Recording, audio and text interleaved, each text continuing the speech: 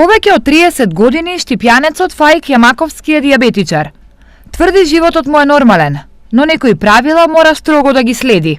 Не секој ден го мерам шекерот пред јадење, меѓутоа од искуство, јас сум више над 30 години дијабетичар, јас од прилика знам каде ми е шекерот и знам како да го дозирам јадењето.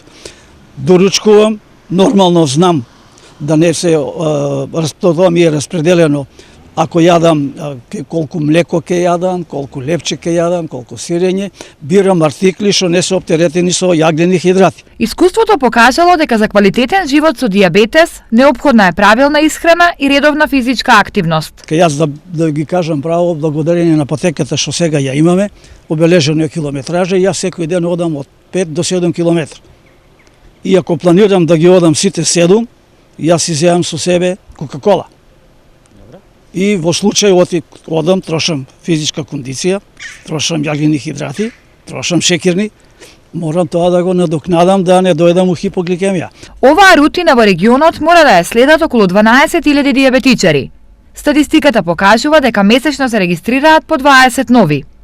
Секој отстапување од правилата, лицата со шеќерна болест ги става на голем ризик, зашто дијабетот ја напаѓа буквално секоја клетка во организмот.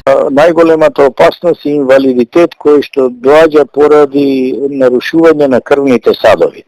Значи тука спаѓа слепило, миокарден инфаркт, мозочен удар, откажување на функцијата на бубрезите, исто како и рани и откажување на функцијата на нозете, посебно на стопалата. Значи гангрени и така натаму. Евидентно е континуираното зголемување на бројот на лица со шеќерна болест, па на нејзина превенција неопходно е да се работи уште од најмала возраст.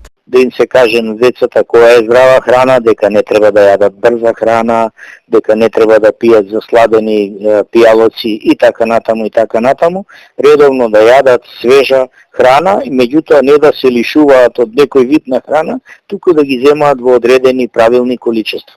Мислам, таа е една култура на исхрана и култура на физичка активност. Тие се две најважни работи. Ова е многу важно, заедно со квалитетната терапија, зашто лекувањето на последиците на болестите кои се јавуваат како последица на дијабетисот чини 5 пати повеќе од превенцијата и лекувањето на самиот дијабет.